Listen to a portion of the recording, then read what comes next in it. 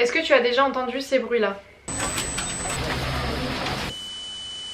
Si oui, alors tu as déjà eu des acouphènes. Et le silence rend plus fort mes acouphènes. J'entends, je sens, je pars, je me dis encore lui, ce même bruit, j'en peux plus, il me tue. Salut, je m'appelle Léa, j'ai 21 ans et ça fait 5 ans et demi que je vis avec des acouphènes permanents.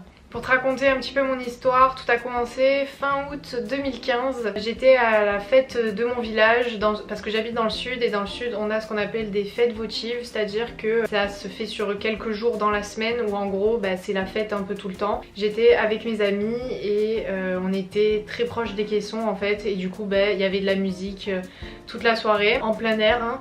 Je me suis endormie ce soir-là avec du bruit dans les oreilles, donc vous savez ces petits bourdonnements, grésillements qu'on entend, enfin des acouphènes, et je me suis réveillée en entendant encore ces acouphènes et depuis ça m'a jamais quittée. Ça faisait que quelques mois que je sortais avec mon mec et je lui disais que ça continuait encore dans mes oreilles, il m'a dit mais que ça allait s'arrêter, y a pas de souci et tout ça, mais j'angoissais quand même, je me disais c'est pas normal en fait que ça reste encore. Ce que mon père a fait, il m'a emmené directement aux urgences, j'ai passé d'abord une audiométrie, donc une audiométrie si tu sais pas ce que c'est, en gros c'est un test pour voir si t'as perdu l'audition ou pas, donc t'es dans une cabine et t'as un casque sur les oreilles et tu lèves le doigt quand tu entends un bruit, soit dans l'un soit dans l'autre, etc. J'avais perdu de l'audition de l'oreille droite, dans les aigus j'entendais pas. Je crois que j'avais quelques médicaments à prendre, elle m'a dit qu'au bout d'une semaine ça allait partir, qu'il n'y aurait pas de soucis, sauf que tu t'en doutes, au bout d'une semaine j'avais toujours ces bruits là, rien n'était parti et j'étais au fond du gouffre. Je me demande si j'ai pas fait en vrai un petit peu une dépression et c'est pas une honte de dire ça, mais vraiment j'étais au plus mal. En plus il y avait ma rentrée qui allait arriver, donc j'allais rentrer en première, j'arrivais pas à dormir, j'avais ce bruit dans les oreilles constant, c'est à dire que quand on me demande de ce que j'entends dans les oreilles, je dis que clairement j'ai un grésillement de cassette et il est très loin.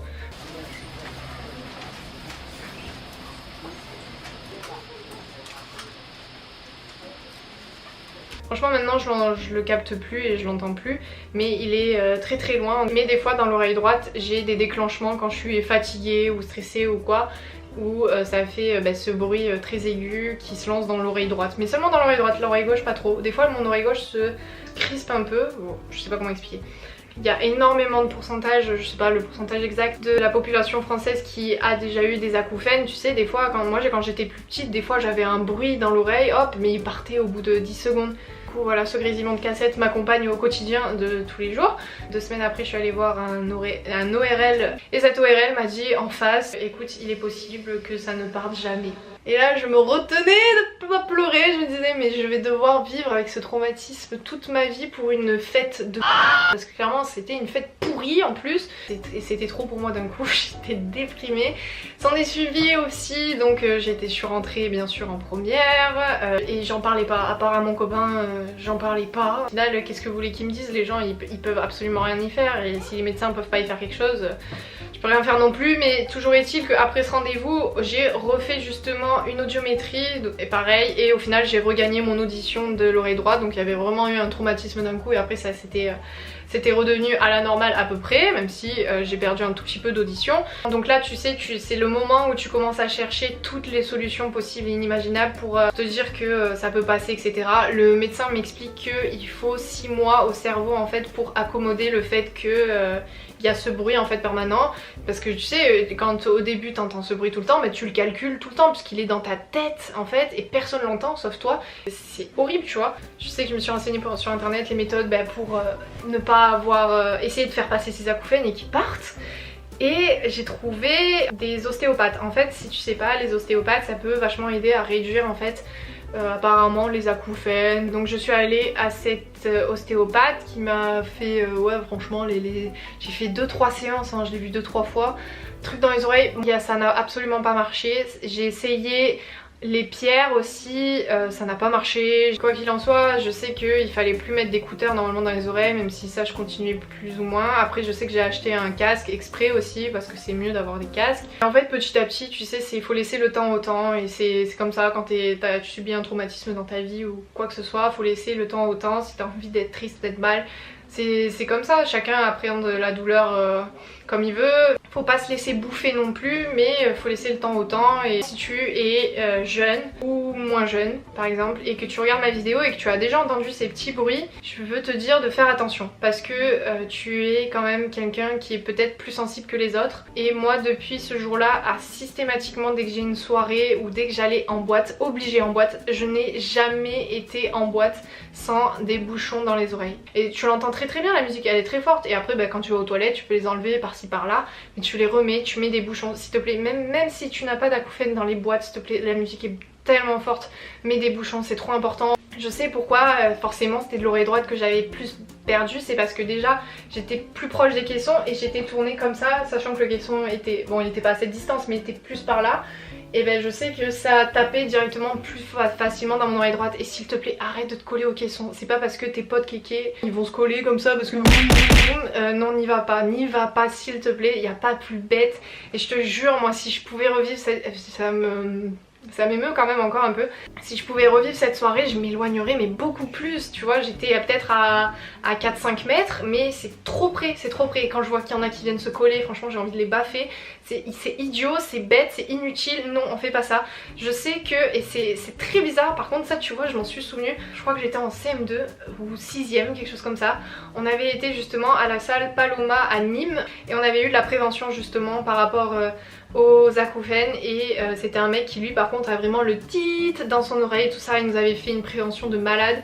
Et au final regarde, maintenant je suis touchée et je les ai en permanence, mais franchement ça va, j'ai de la chance entre guillemets parce que ils sont... Attendez, il faut vraiment qu'il y ait un... Là tu vois quand je parle, je les entends pas, il faut vraiment que je me taise. Et là j'entends un tout petit grésillement, mais vraiment c'est léger. Et c'est très léger et vraiment je le dis et le redis, on prend soin de ses oreilles parce que tu imagines avoir un bruit dans la tête permanent, c'est horrible et il y a plus de personnes touchées qu'on ne le pense. Je suis pas après médecin pour l'expliquer, mais tu sais t'as des cils dans les oreilles, je sais pas quoi, et en gros c'est eux qui, quand tu as de la musique trop forte, et ben ils vont être genre un peu pétés. Et c'est irréversible quoi, quand les cils sont défoncés, bah ils sont défoncés. Quoi qu'il en soit, s'il te plaît, mets des bouchons quand tu écoutes des concerts. Moi pareil, les concerts, je mets des bouchons, tu vois, tant pis, j'ai les cheveux, je me les détache, machin. Ou alors peut-être un jour aussi je vais me faire des bouchons sur mesure, j'aimerais bien ça plus tard. On s'en fout que ça puisse te taper la honte ou pas faire esthétique. Qu'est-ce que tu veux? Est-ce que tu préfères vraiment ne pas être esthétique le temps d'une soirée, ou tu préfères subir, parce que vraiment c'est subir, des acouphènes et des bruits dans tes oreilles pour toute ta vie? Moi je pense que la question, comme on dirait, elle est vite répondue. C'est hyper important, vraiment, on ne se colle pas aux enceintes, on met des bouchons. C'est pas pour rien que quand tu vas à un concert, ils distribuent des bouchons à l'entrée. Ne dis pas non merci, mets-en, pour des concerts, des représentations, mets-en. Dès que tu sais que le bruit va être fort, tu en mets, même si c'est des soirées privées chez quelqu'un, tu en mets, s'il te plaît, mets-en. Et aussi si jamais tu n'en mets pas, alors s'il te plaît prends des pauses, à un moment tu t'éloignes beaucoup plus, ou tu vas aux toilettes, ou tu vas dehors un petit peu, genre pour reposer. Parce que je sais que quand tu vas te coucher le soir, t'entends forcément ces grésillements, tout ça, c'est que quand même tes oreilles ont été un peu traumatisées. Donc s'il te plaît, prends soin de toi là-dessus. Une fois que c'est fait, une fois que le traumatisme est là, il n'y a pas énormément de solutions, il y a des choses qui peuvent t'aider à un petit peu atténuer à la limite avec l'ostéopathie, tout ça, mais ça ne résorbera jamais complètement le problème. Et de toute façon maintenant tu vois, là par exemple je dois faire normalement une audiométrie. En fait tu dois faire une audiométrie après tous les 5 ans pour voir si t'as perdu de l'audition ou pas. Je voulais la faire normalement en 2020, mais avec Covid et tout ça, bon bah les hôpitaux je voulais pas trop y aller quand même. Vraiment s'il te plaît, partage cette vidéo à tes potes par exemple qui sont là, qui se disent un peu One Life dans les soirées, qui sont là, qui vont se coller aux enceintes, ou juste à tes potes en fait pour faire de la prévention, parce qu'au final ces problèmes là ça existe même chez les jeunes, c'est pas que chez les vieux ou quoi. Voilà, c'est un mal invisible, personne ne le voit, et à part si t'en parles personne ne le sait, et c'est comme ça. Ça peut rendre fou, parfois ça peut rendre fou, surtout quand t'es fatigué. Je te dis pas, là par contre je les entends pas mal quand je suis fatiguée, ou période de partiel avec le stress et tout. N'hésite pas à partager cette vidéo, et puis voilà, c'est tout ce que j'ai à dire sur ce sujet. Si ça t'a plu, n'hésite pas à mettre un petit like, et pourquoi pas à t'abonner à ma chaîne, ça me ferait super plaisir. En tout cas voilà, je te dis à très bientôt pour une prochaine vidéo. Prends soin de toi un max, s'il te plaît, prends soin de toi, et à la prochaine. Gros bisous, c'était Léa, salut.